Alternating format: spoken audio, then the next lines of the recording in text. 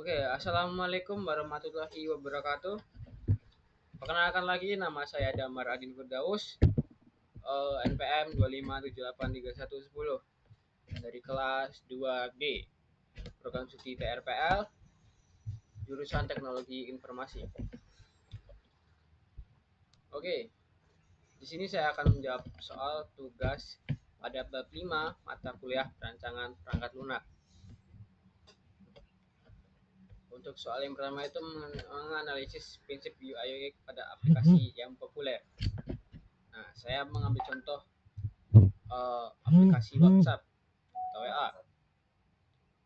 Yes, WhatsApp. Oke, penjelasannya itu pertama, penerapan konsep usability atau kebergunaan. Pada WhatsApp, fitur swipe to reply uh, atau geser untuk membalas dapat memungkinkan pengguna untuk membalas pesan spesifik dengan sangat cepat hanya dengan menggeser pesan ke kanan.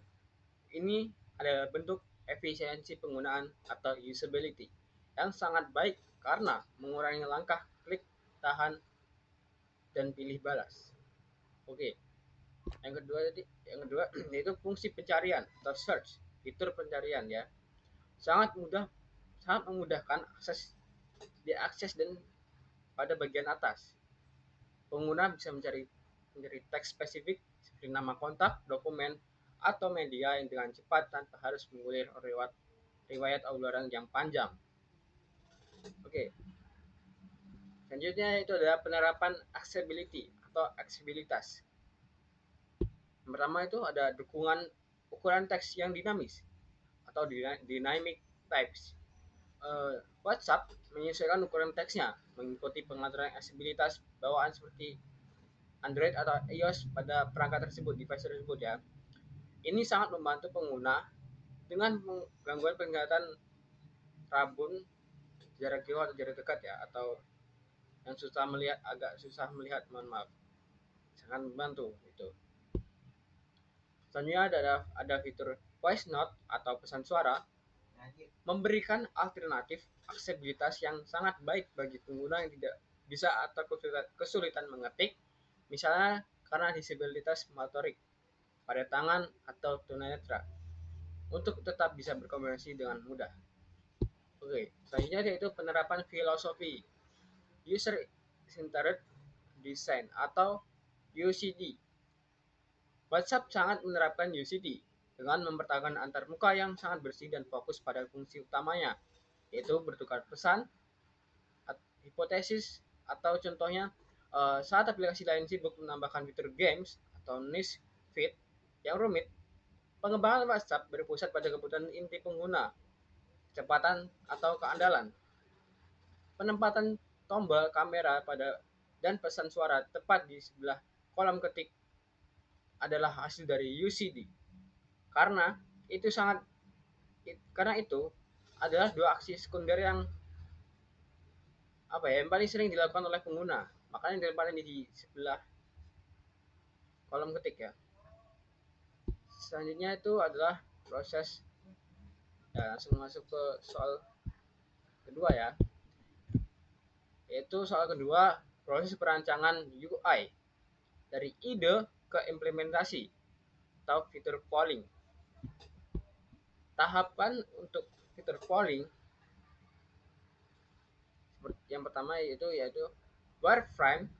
Pada halaman wireframe, saya akan menggambarkan kerangka kasar yang berisi satu kotak input teks besar atas untuk pertanyaan dan bawahnya ada dua kotak input teks untuk opsi 1 dan opsi 2. Sebuah tombol plus atau tambah opsi di bawahnya dan tombol besar kirim atau buat di bagian paling bawah.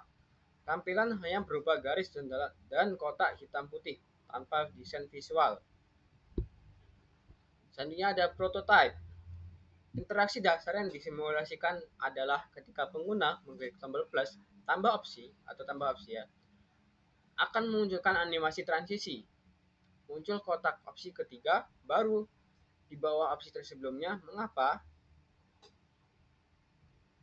Untuk menguji apakah flow Penambahan opsi ini terasa natural dan tidak membingungkan pengguna sebelum fitur ini dimulai atau decoding lah oleh developer.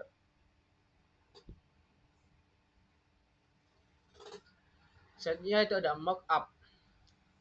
Mockup sendiri adalah desain visual final yang menggabungkan 3 elemen spesifik yang diperhatikan, yaitu ada warna, icon, dan font. Saya jelaskan dari warna warna terlebih dahulu. Seperti tombol kirim menggunakan warna primer aplikasi seperti hijau atau biru untuk menandakan call to action atau CTA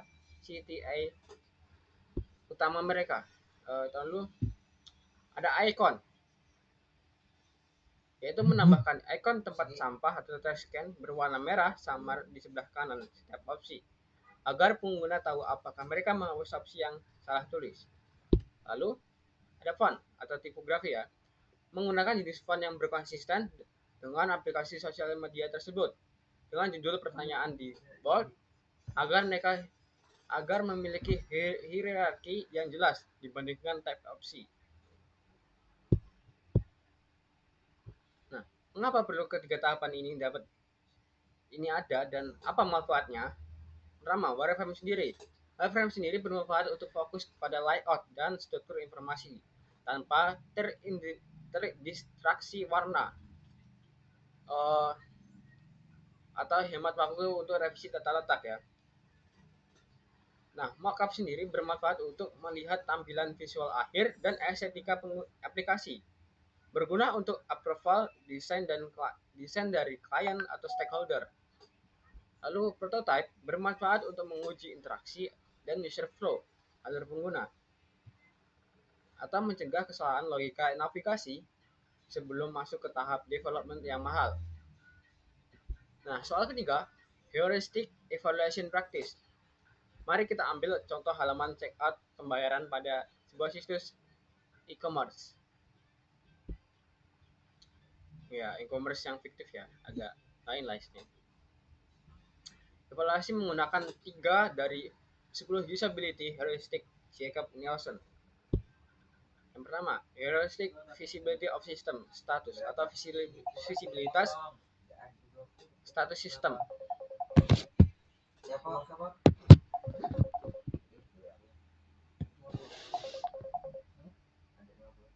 Masalahnya, yang pertama masalahnya, saat pengguna menekan tombol bayar sekarang, layar hanya diam membeku selama 5 menit tanpa ada indikator apapun sebelum akhirnya pindah ke halaman sukses.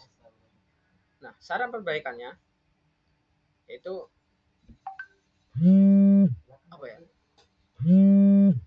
Tambahkan animasi loading spinner atau teks sedang memproses pembayaran Anda pada tombol tersebut agar pengguna tahu sistem sedang bekerja dan tidak menekan tombol 2 kali. Yang kedua itu heuristic error prevention atau pencegahan kesalahan. Masalahnya, jika pengguna tidak sengaja menekan tombol back atau kembali di HP-nya, seluruh data ada alamat dan pilihan Korea yang sudah diisi panjang lebar hilang seketika. Nah, untuk saran perbaikannya, yaitu dapat munculkan pop-up konfirmasi dialog, tuliskan apakah Anda yakin ini kembali, data yang sudah diisi akan hilang sebelum membiarkan pengguna keluar dari halaman. Ketiga, ada heuristic konsistensi dan standards atau konsistensi dan standaritas. Masalahnya, ikon keranjang belanja di situs ini menggunakan gambar tas ransel. Alih-alih menggunakan standar industri yaitu ikon keranjang supermarket atau shopping cart atau tas belanja shopping bags, pengguna sempat bingung mencari di mana terletaknya. Nah, cara perbaikannya yaitu ganti ikon tas ransel tersebut dengan ikon keranjang tas belanja standar yang lazim digunakan di aplikasi e-commerce lainnya. Nah, soal keempat yaitu tingkat fidelity dan konteks penggunaan.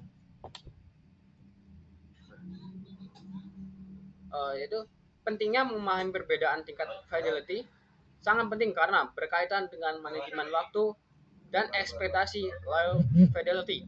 digunakan di awal proyek untuk brainstorming cepat dan murah karena fokus pada konsep dasar, dan high fidelity memakan waktu lebih lama sehingga menggunakan konsep sudah matang untuk finalisasi visual. Jika desainer memahaminya, mereka mungkin membuang waktu membuat high fidelity di awal, lalu frustasi ketika kalian meminta perubahan struktur total. Skenario melewati low fidelity dan langsung ke high fidelity prototype. Yang pertama itu skenario-nya menambahkan suatu fitur kecil seperti menambahkan tombol share ke dalam aplikasi yang sudah live dan sudah memiliki desain sistem atau sistem desain yang sangat lengkap di Figma. Nantinya ada alasan, yaitu alasannya komponen visual bentuk tombol, ukuran font, warna, dan header sudah tersedia di dalam drag and drop. Serta membuat wireframe kotak-kotak justru akan menambah pekerjaan tidak perlu. Nah, keuntungannya proses pekerjaan sangat cepat dan pemangku kepentingan seperti stakeholder bisa melihat hasil akhir yang realistis sesuai dengan brand. Nah, resikonya stakeholder atau pemangku kepentingan mungkin akan terdistraksi untuk mengomentari atau bayangan elemen visual. Mengomentari warna atau bayangan elemen visual ya. Alih-alih fokus pada diskusi pada apakah letak penempatan tombol tersebut sudah benar secara user experience atau UX. Nah, berikut tadi adalah penjelasan keempat soal pada bab 5. Kurang lebihnya seperti itu ya. Di penjelasan tentang apa tadi ya? Yang pertama tadi penjelasan tentang analisis prinsip UI UX pada aplikasi PA tadi ya. Terus rancangan UI ide ke implementasi, dan ketiga tadi heuristic evaluation practice ya, dan keempat tadi tingkat fidelity dan konteks penggunaan. Nah, mungkin cukup sekian. Terima kasih. Wassalamualaikum warahmatullahi wabarakatuh.